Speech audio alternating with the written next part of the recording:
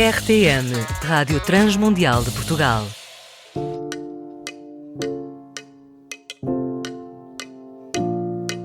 Talvez a morte seja o assunto que mais evitamos. Por nos assustar ou porque achamos que é apenas tópico para quem já vê a sua hora aproximar-se. Mas e se devêssemos pensar mais nisso? Não de modo a assustar-nos ou a temer, mas para nos fazer repensar a forma como vivemos. Por isso é que hoje trazemos-te o livro A Morte de Ivan Illich para ser analisado e já sabem que não vou fazê-lo sozinha. Eu vou fazê-lo com a Jéssica Rangel, ou Jess, como nós chamamos, com carinho, que se considera uma aprendiz em formação e que nutre um amor profundo pela literatura, teologia e as artes. E eu sou Ana Margarida e começa agora mais um Entre Linhas.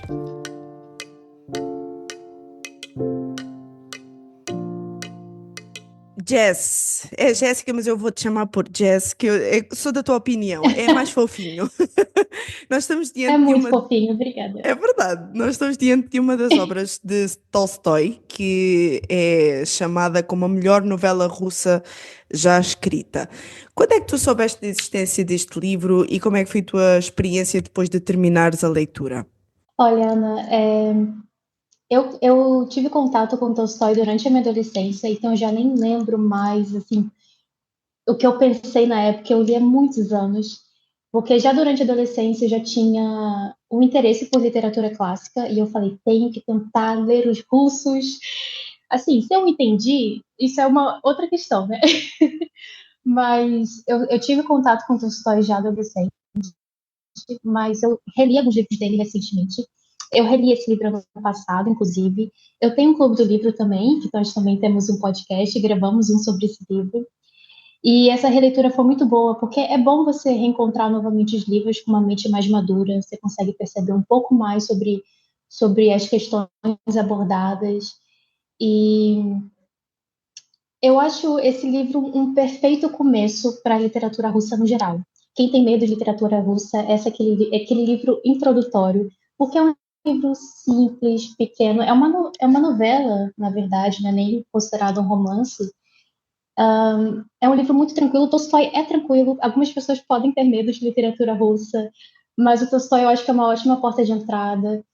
É um livro que tem as questões abordadas são muito fáceis de perceber, a moral é muito fácil de perceber, e é um livro que traz reflexões muito profundas. Então, eu acho que é um daqueles livros que quem quer iniciar na literatura clássica é um bom começo, é uma boa porta de entrada. Olha, que boa explicação e que bom resumo. Acho que foi dos melhores que eu já ouvi aqui neste programa Achas? acerca de um livro, com certeza. Olha, Isso. eu li este livro algum tempo depois de ter lido Confissões, também escrito por ele, e eu confesso, ok, li Uhum. Confissões e Ai, um dos meus confesso. livros favoritos da vida, da vida. Eu amo esse livro. E olha que eu comecei na literatura russa pelo Confissões, dele também. E ainda que seja abordado o mesmo tema, que é a morte, na verdade eu consegui encontrar muitas diferenças. Neste livro, em específico, nós Uhum. estamos a falar agora da morte do Ivan Illich. Eu vejo um homem que está prestes a chegar ao fim dos seus dias e que dá-se conta que afinal não viveu como deveria.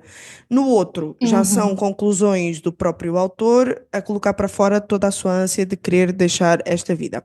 A pergunta que eu te faço é: crês que nos assustamos ao pensar no assunto, ou nomeadamente a morte? Achas que o fazemos por medo ou porque não vivemos a vida como queríamos? Será que temos uma Uma idealização de como a boa nossa vida já pergunta. deveria ser e nós ainda não chegámos lá? E se calhar isso é o que nos traz cansaço e aborrecimento. O que é que tu achas? Eu acho que é um pouco dos dois. Eu acho que o medo muitas vezes nos impede de ter a vida que nós gostaríamos de ter. Ou seja, é o medo que faz com que a gente pense no que os outros pensam de nós, é o que faz com que nós usemos máscaras sociais para tentar se adequar à sociedade. É o medo que muitas vezes nos paralisa e nos impede de se aprofundar nas questões. E a verdade, eu acho que todos nós usamos máscaras sociais o tempo todo. A gente leu esse livro, né, o Ivan, sobre a morte do Ivan Illich, e esses temas abordados nesse livro são temas recorrentes na obra do Tolstói. Ele sempre faz essa crítica muito profunda à hipocrisia da alta sociedade, sobre como as pessoas buscam essa busca exacerbada de procurar bens materiais, mas não procuram as coisas que realmente enriquecem a vida, como a nobreza do amor, do relacionamento ao próximo, do amor ao próximo. Isso são temas recorrentes no Tolstói. Em várias obras você vai perceber essa crítica. E ele fala muito sobre si, né? Confissão, confissão, né? Confissões. Eu sempre troco esse título. Que o Tolstói faz uma autobiografia dele. Olha que eu não sei até que ponto é que não é confissão, se eu não confundi com o título Confissões de Santo Agostinho, Do mas eu sei que os Agostinho. dois eles têm Não, é eu acho que é uma confessar é o confissão. verbo. Pelo Isso. menos, eu acho que é uma confissão. Pelo menos a edição do Brasil era uma confissão. E isso é um tema recorrente do Tolstói. Então, acho que a gente tem esse ponto de encontro de todas as obras deles e da obra dele. E é interessante que a gente pode olhar com esse olhar um pouco anacrônico e pensar, nossa, aqui o Tolstói critica a sociedade, a alta sociedade, a hipocrisia dos ricos e da sociedade rica. E hoje talvez não temos essas ambições quer dizer, algumas pessoas sim, mas nós temos outras ambições, nós também temos o peso de colocar máscaras sociais para outras coisas. Então, a crítica, e inclusive é isso que torna esse livro um clássico, porque ele é universal e atemporal. Esse livro pode ser lido em qualquer contexto histórico, em qualquer época, e sempre vai falar com o nosso coração, sempre vai falar conosco, porque isso trata da questão humana, sobre ser o ser humano e sobre as oscilações do nosso coração e das nossas ambições e da nossa necessidade de tentar se adequar, porque isso faz parte do ser humano, dessa necessidade de pertencimento. Então, já até me perdi da pergunta, já até esqueci, viu? Mas tu acabaste por responder, tanto que eu até vou complementar que nós estamos diante de um Complemento, homem. Ana. Nós estamos diante de um homem, que é o Ivan, que Uhum, viveu exatamente em função dessas aparências por causa dos outros. Então, a sua vida social deveria ser uhum, alcançada a todo o custo naquilo que se idealizava que era de facto uma vida bem vivida, a ideia daquilo que era perfeito, só que isso custou-lhe caro quando a morte lhe bateu à porta. Agora, a questão que eu te coloco uhum, é.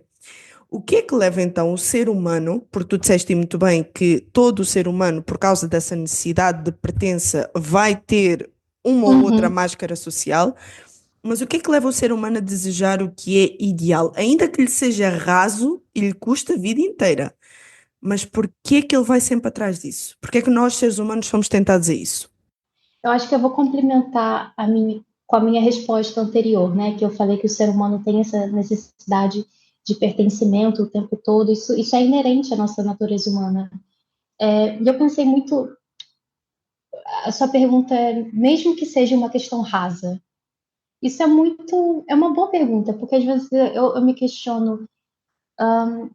Para você ter ciência de que a sua vida é rasa, você precisa saber o que é uma vida profunda. E isso demanda muito esforço, muita atenção, muita reflexão, autorreflexão. E é muito difícil você chegar nisso. Tem pessoas que não sabem que tem uma vida rasa. O Ivan Illich, ele tinha consciência disso? Ele tinha essa noção de que a vida dele era rasa?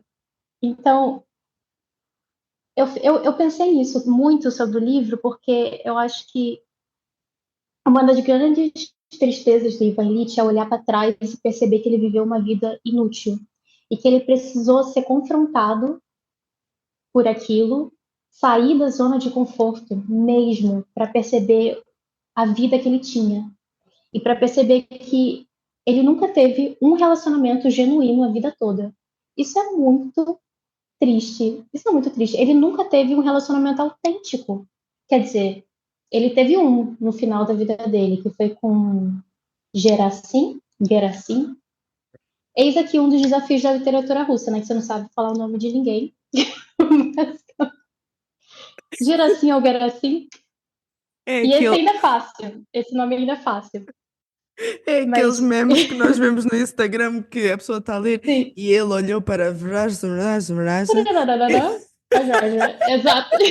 Todo mundo lê É assim. desse jeito, é desse jeito. Ivan Ilitch ainda é o nome mais fácil, que bom que ele escolheu esse nome para o título, né? Porque imagina se fosse outro nome. Mas esse é o único relacionamento autêntico, o único vínculo real que ele tem. O livro inteiro, inclusive, esse livro eu queria até que ele fosse maior, porque eu queria que ele tivesse destrinchado mais esse relacionamento com esse servo, né?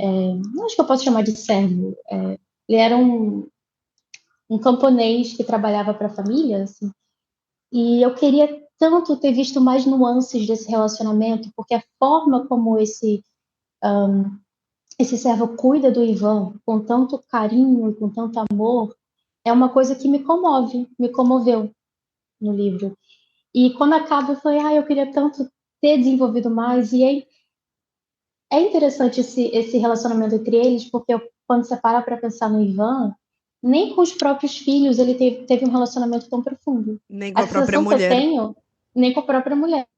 Pelo menos com a mulher ele discutia ali, né? Ainda Tinha havia qualquer uma. coisa. Ai, mas ela era bem desequilibrada. Mas Deus que me perdoe. É uma sim. personagem, mas pronto, eu estou pedindo perdão. Tadinho. Deve ser difícil em ambas as partes, né?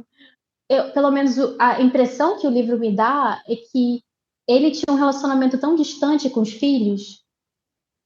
Ou seja, como que ele pode pedir um amor incondicional dos filhos se ele não ofereceu esse amor para os filhos? Então, enfim, se deixar, posso falar aqui E para sempre. é muito curioso tu estás a falar sobre isso, porque foi a partir de uma pessoa simples que ele recebeu o significado do que é Exato. que as verdadeiras relações são. E durante a leitura, eu não sei se tu conseguiste a perceber isso, eu acredito que sim, consegue-se perceber que ele relata não apenas o sofrimento físico dele, que se abateu sobre ele e que o estava a levar à morte, mas há um constante sofrimento psicológico, ou seja, é esta Uhum. solidão interna, que é eu estou a chegar ao fim dos meus dias, eu não conquistei nada, eu não tenho ninguém, mas também externa porque a condição em que ele está não o deixa apto para estar inteiro para os outros também. E também por causa da vida que ele construiu lá atrás, que não foi, lá está, Uhum. profunda. Na tua concepção, isto porque ele se sentia incompreendido de todas as formas, tu achas que era um lamento genuíno ou era uma extrema frustração? Eu pergunto isto no sentido em que, será que não foi ele mesmo o responsável para o ponto em que tudo chegou? De uma certa forma, sim, porque aquilo são as consequências das escolhas dele, não é? Afinal de contas, ele que foi atrás daquele casamento, ele que não nutriu o relacionamento dele com os filhos, ele que não nutriu relacionamentos sólidos ao longo da vida. Então, aquilo, de uma certa forma, é as consequências das escolhas que ele fez ao longo da vida, as consequências de uma vida pautada somente na aparência. Mas eu acho que essa solidão que ele sente no final, e nesse sentido o Tolstói consegue explorar as nuances humanas, ele consegue desnudar o pensamento humano de uma forma realmente impressionante. Por isso que eu amo a literatura. A gente pode ir em autoajuda, nada contra autoajuda, mas quando você lê literatura e você vê a forma como ele consegue explorar a cabeça de um personagem, a mente de um personagem, aquilo gera tanta comoção, tanta empatia dentro de nós, e para mim esse é uma, uma das grandes ferramentas que a literatura pode nos oferecer, sabe? É você poder entrar na mente do outro e sentir empatia, até mesmo por um personagem que a princípio não foi ninguém, porque se parar para pensar no Ivan Ilitch, ele não foi um homem mau, ele não foi uma pessoa má, ele não fez nada de errado, ele não fez nada, basicamente isso, ele viveu morna, uma vida morna e sem senso de propósito. E aí eu vou voltar ao que eu disse na sua pergunta anterior, sobre a questão, né, de ter uma vida rasa, mesmo que esses você tenha ambições, mesmo vale a pena ter isso a todo custo, mesmo que seja algo raso. Uma vida desprovida de propósito, se você não tem propósito, você não tem intencionalidade no que você faz. Ou seja, o que sobra? Só sobra os nossos desejos que oscilam e não tem embasamento nenhum, só sobra você procurar dinheiro, luxo, porque você não tem senso de propósito. E no final, e nesse momento de muita solidão, eu acho que ele percebe que as coisas que ele precisava ter nutrido durante a vida dele, que é o amor, a amizade, pessoas verdadeiras, ele percebeu que ele não tinha isso no final da vida dele. E eu acho que essa solidão foi como é que eu falo? Foi o despertar dele. Então eu acredito sim que era genuíno. Eu acredito sim que teve redenção. Muito bem, muito bem. Agora fiquei aqui a pensar, porque eu gosto sempre de fazer o contraponto, né? Que eu fiquei assim, mas Hum. também fez aquilo que queria, como queria. Eu sou rabugenta. Mas olha, E, além do livro, eu cheguei a ler alguns comentários acerca do mesmo, né? Por exemplo, o escritor António Lobo Antunes, ele escreveu que este livro tão breve, que é uma das maiores obras-primas do espírito humano, tem sido, desde a sua publicação, um motivo de controvérsia para a crítica. Trata-se de uma obra sobre a morte ou de uma obra que nega a morte. Assim como eu cheguei a ler no Reddit, porque agora isso está em alta, é um livro uhum. para morrer em vida. Agora tu, Jess, diz-me lá de tua justiça, se pudesses Hum. expressar o que o livro diz, o que é que dirias? Olha, isso é muito difícil. Poder resumir assim em poucas palavras. Eu acho que é um livro para entender o que faz a vida verdadeiramente valer a pena. Ou seja, aprender com todas as coisas que ele não fez. E eu queria só falar rapidamente, eu queria pegar emprestado um pensamento de outra coisa. Uma vez eu vi um filme, eu tinha 14 anos quando vi esse filme. O nome é Tuck Everlasting. Eu não sei, eu acho que o nome aqui em Portugal é A Fonte da Vida, A Fonte para a Vida. Eu posso confirmar essa informação depois. É um filme super antigo, a Ana já vai pesquisar. É um filme já antigo, de 2002. É um filme da Disney, ou seja, é um filme infanto-juvenil. Mas é um filme que me marcou profundamente, porque. E vou tentar ser breve aqui na minha explicação, mas é a história de uma. Isso se passa em 1914, e é uma menina que vive muito, muito presa pelos pais, e ela conhece uma família que vive a parte da sociedade, a margem da sociedade. E ela dizia que eles pareciam não ter tempo, assim, eles viviam fora do tempo que a sociedade pode A fonte encontrar o nome do filme. misteriosa. A fonte Fonte misteriosa. Misteriosa. Aqui. Português do Brasil é Viver na Eternidade, alguma coisa assim. E no filme, ela se apaixona pelo filho mais novo, enfim, tem um romancezinho, né? Aquele romance que a gente gosta de ver no filme à tarde. E ela descobre que essa família bebeu de uma fonte e que eles viviam para sempre.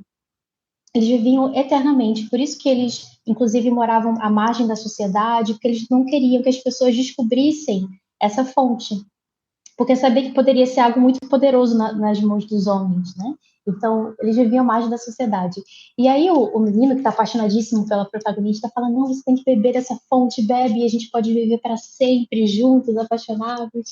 E ela fica dividida por isso. E aí o pai do menino chama ela para conversar, e ele fala, olha, Winnie, o nome dela é Winnie, ele fala, Winnie, as coisas têm um ciclo, tudo tem que ter um início, meio e fim. E ele fala, ele usou essa frase que para mim ficou tão marcada, eu tinha 14 aninhos, e eu ficava, nossa, que bonito.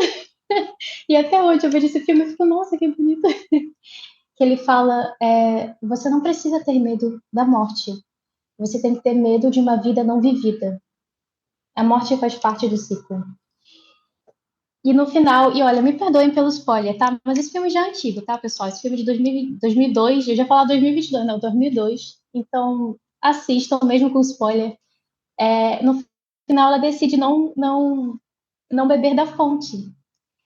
E termina com o amor, né, que é a paixãozinha dela, né, que ela teve, o crush dela, encontrando a lápide. E estava escrito que ela foi uma boa mãe, uma boa esposa, uma boa avó. Ou seja, ela viveu a vida dela, passou por todos os ciclos da vida dela, teve filhos, ela viveu uma vida plena, uma vida bem vivida. E a questão para mim que eu queria finalizar é que a morte não é necessário ter medo da morte. E aqui eu nem entrei na questão da nossa fé como cristãos e como a gente enxerga a morte, mas Aí já seria um outro podcast só para isso. Mas não é ter medo da morte, mas é você. Na verdade, a finitude, ela é necessária. Entender que nós somos pó, entender que nós somos. Que nós vamos. Que nós temos um ciclo, isso é importante, porque faz a gente perceber a riqueza da vida. E é ter essa consciência de olhar para trás e perceber, ter uma vida bem vivida, com propósito, é o que vale a pena. Ou seja, aprender com tudo que o Ivan Illich não fez, tudo que o Ivan Illich não buscou. Então é isso, eu acho que é um livro para entender o que faz a vida verdadeiramente valer a pena. Fantástico. Resumi e ainda contei a história de um filme, né? Fez uma resposta. A resposta foi enorme. Mas isso aí. bastante direta, bastante direta. Olha, para terminar, no fim de tudo, nós conseguimos perceber então que ele se tornou um homem muito mais consciente, ainda que no leito de morte, do mundo que ele criou para si e deu-se conta que era bastante fútil. Então, vê-se um homem que mudou. Mas a pergunta que eu te faço é: será que mesmo diante da morte ainda há oportunidade de encontrar sentido para a vida e redenção? Porque ele encontrou aquilo já no finalzinho. Já não havia mais nada, ele já não se ia mais levantar da cama e mudar ou ter outra forma de estar na vida. Será que foi tarde demais ou não? Difícil de responder. Eu acho que isso é o tipo de coisa que só Deus sabe, só Deus conhece o coração do homem. Eu acho que vale mais você perceber isso no último ano da sua vida, na última semana da sua vida, do que nunca ter essa consciência at all, sabe? Como eu falei antes, eu acredito que ele teve um momento de redenção e vale mais passar por esse sofrimento no final do que viver uma vida completamente no piloto automático e sem relacionamento. Aquele último vínculo que ele teve com Gerasim ou Gerasim, nunca saberemos. Valeu. Aquilo não foi em vão. Então, eu acho que é isso. Eu acho que essa é a minha resposta.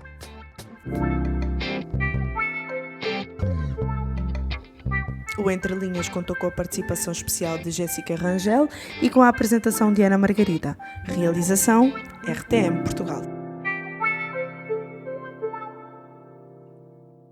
RTM. Conhece todos os nossos programas em rtmportugal.org.